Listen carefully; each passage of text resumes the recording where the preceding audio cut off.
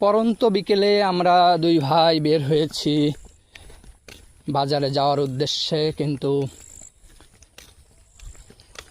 বাড়ির সামনে রাস্তাটা কাদা হয়ে যাওয়ার কারণে গাড়ি বের করতে পারিনি, তাই হেঁটে হেঁটে বাজারে যেতে হচ্ছে। ওদিকে কারেন্ট না থাকার কারণে যারা মোটর চালিত ভ্যানগুলো চালায় তারাও বের হয়নি।